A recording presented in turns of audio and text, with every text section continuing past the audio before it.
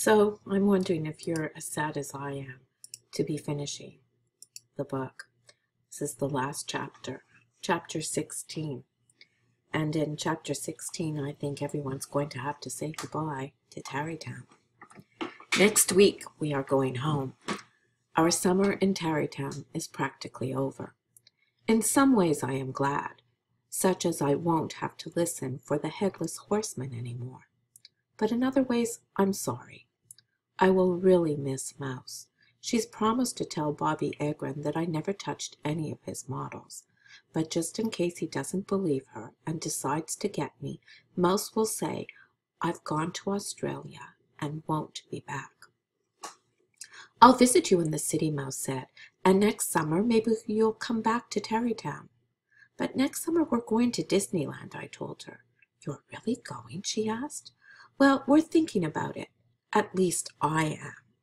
Then I'll think about it too, Mouse said, and maybe we can all go together. Now that's a really good idea, I said. Me and Mouse would love to stand around when Libby says goodbye to Hank Crane. She is the star of his new movie. It's all about a girl who sees everything upside down. Libby had to learn to stand on her head to get the feel of the part. She says someday Hank will be very famous, and we will all be able to say we knew him when. Mouse and I don't believe her.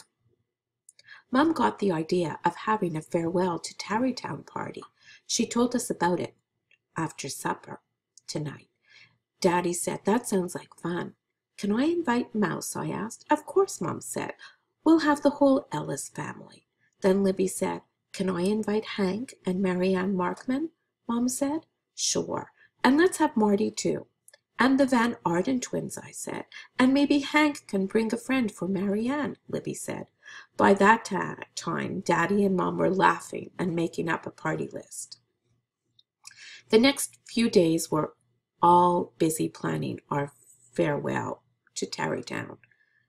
Daddy said he would do the cooking on the outside grill, and Mom said we'd set up tables and chairs in the backyard. At the last minute, I remembered about Betsy Ellis and how she gets hives from dogs, but Daddy said she would be all right as long as she didn't get near Jennifer. The day of our party started out cloudy, and Mom was very disappointed. I thought if it rained we could get up a good game of indoor hide-and-seek, but by noon the sun came out and Mom cheered up. At 2 o'clock, our first guests came, Mouse and her family. Betsy was dragging Ooch, but she had a new ribbon tied around him instead of the dirty old string. Right after that, everyone started to arrive at once. The Van Arden twins, Marianne Markman, Hank and his friend Bucky Parker, who brought a bat, a ball, and a fielder's mitt with him. Marty came last, and for a minute I didn't recognize him. It was the first time I saw him in clothes instead of a bathing suit. We spent the afternoon eating hamburgers, hot dogs, barbecue chicken, and a bunch of stuff to go with it. Everyone took turns at the grill, so Daddy didn't have to cook the whole time. We all agreed that Hank Crane and Bucky Parker were the best cooks. They were the only ones who didn't drop anything into the fire or burn up the rolls. When Jennifer had fun, even Jennifer had fun, all of our guests stopped by to say hello and tell her congratulations on her condition. Towards the middle of the afternoon, she curled up in the shade and went to sleep. Oh boy, boys and girls, I'm wondering if Jennifer's going to have her babies early. At 6 o'clock, Mom brought out the watermelons. Me, Mouse, and the twins took our plates and went off by ourselves. When we finished eating, Mouse said, now take 3 pits and stick them to your foreheads. Then give each pit a boy's name, and the one that stays on longest is the boy you'll marry. Oh my goodness, what a silly game. That's too funny. I couldn't think of one boy I might want to marry, so I named my pits Russ Bindle, Sam Sweeney, and Bobby Egrin. After Mouse, Sandra, and Jane named their pits, we all stood up and walked around with them stuck to our foreheads. Betsy was dragging Ooch, but she had a new... Whoops, I read that already. All of the pits were stuck to their foreheads. As they dried, they fell off. Sam Sweeney fell off me first, then Russell Bindle, which left me with Bobby Egrin as the boy I would marry. And that was pretty funny because I don't even want to meet him, let alone marry him. Then Bucky Parker started throwing his baseball around, and pretty soon we divided into teams and started a game. Me, Mouse, Bucky, and Marty against Sandra, Jane, Libby, Marianne, and Hank. As soon as we got started, Betsy burst into tears. "I want to play too," she cried. Since our team only had 4 and the other team had 5, we got Betsy. Then it was her turn to bat. When it was her turn to bat, all she did was stand there and laugh. Finally, Marty called her out on strikes. I struck out swinging my first 2 times up, but the 3rd time around, I hit a fly ball towards first base, which Libby dropped. Before she could pick it up, I was safe at first. And that's when I noticed Jennifer's friend. He was running around in the bushes. He was practically next to me. I remembered the last time he saw me and what happened. So I stood very still and prayed that he would go away. "Why are you staring like that?" Libby asked me. "Jennifer's friend is back," I said. "Look." Libby turned around and saw him. She called, "Time out," and dove into the bushes after the dog. Then a man came into our yard calling, "Mumford! Mumford! Here, boy!" When Jennifer's friend heard that, he ran out of the bushes and barked like crazy. Jennifer must have recognized his bark because she woke up and got so excited she wrapped herself around the tree. So Daddy had to unchain her, and when he did, she took off and ran for her friend. Oh no, don't tell me Jennifer's going to run away. Mrs. Ellis hollered, "Betsy, get into the house, hurry, or you'll get your hives." The man kept saying, "I'm terribly sorry, really I am. I had no idea you were having a party, and I don't know why he ran off like that."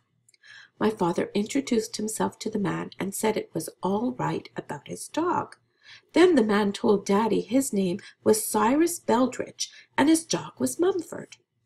Mom gave Mr. Beldridge a big piece of watermelon and told him that Jennifer is going to be a mother and that Mumford is the father. Mr. Beldridge sat down saying, "Imagine that!" While he ate his watermelon, Jennifer and Mumford sniffed each other. Mouse said, "Well, now the Egrins won't have any trouble naming the puppies. They can make up combinations of Jennifer and Mumford, like Janenimum," Jane said, or Mummifer, Sandra said. "How about Mumphy?" Mouse asked. Or Jake, Sandra laughed. "That's not a combination of Jennifer and Mumford," Mouse said. "But it sounds nice," Sandra told her. "Which one do you like best, Sheila?" Mouse asked. "Oh, I think I'll take Jake," I said. Then we all laughed some more until I remembered that I was in the backyard with 2 dogs loose. So I ran for the house calling, "I'll get hives! I'll get awful huge giant hives!" But when I got inside, I thought about having a puppy named Jake who would be a much nicer, better dog than Peter Hatcher's. Except, of course, that dogs don't like me. So how can we possibly have one? Even if he is small and soft and his name is Jake, it is out of the question. But suppose Libby gets her own way. Oh, well, I will worry about that when the time comes. And boys and girls, that's the end of the chapter. That's the end of the book. Are you wondering what happens? Boy, oh boy, I bet some of you are going to want to read the next book. Over here, we're going to see that we've already read, Tales of a Fourth Grade Nothing. Now we finished Otherwise Known as Sheila the Great. How many of you want to read Super Fudge, Fudgemania, and Double Fudge? This is where you would find out what's going to happen. But right now I want you to take a look at this page over here. This page over here is the chapter summary. And of course, like the other pages, it wants you to tell what happened in chapters 13 to 16. Let's see if we can remember a little bit. I'm going to type some ideas over here. You don't have to copy these ideas. These are just my notes. So just to remind you that in chapter 14, that's not very big. I bet you can't see it. Let me see if I can make that bigger for you.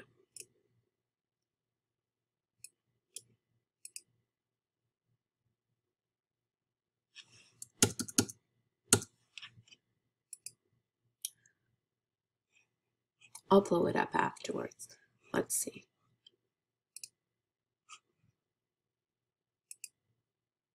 Oh my goodness. I'm just going to delete that and start all over. Over here I can make the letters as big as I want.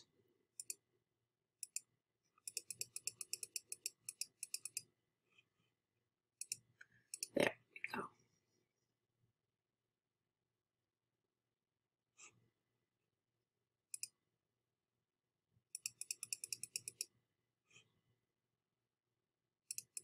You're being very patient. Ugh. Oh my goodness. As you can see, this is a little tricky. There we go. Small again. Let me see what happens when I type a word. Chapter 14.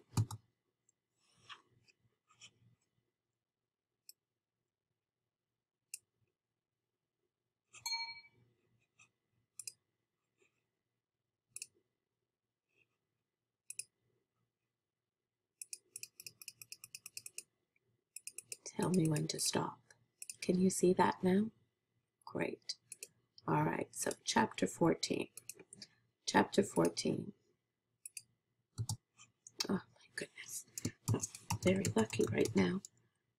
Chapter 14 was about the hayride. So when you're doing your summary,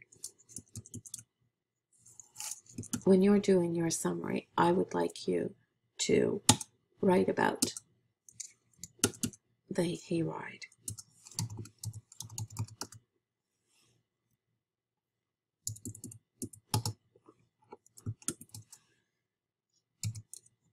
Chapter 15, if you remember. Chapter 15 was about the swimming test.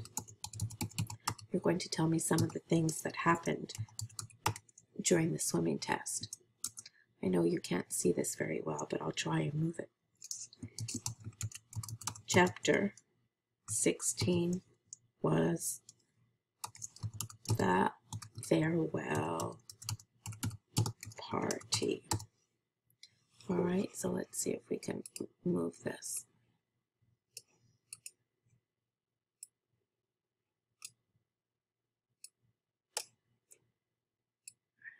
There we go. So we have chapter 14 was about the hayride, chapter 15 the swimming test, and then the farewell party. I wonder what kind of great paragraph you're going to write for me. Don't forget, you'll have to have a topic sentence. You should have at least 1, 2, 3, maybe even 4 or 5 details, and then your concluding sentence. Why not even tell me how you felt about the end of the book? Okay, see you in school. Bye-bye.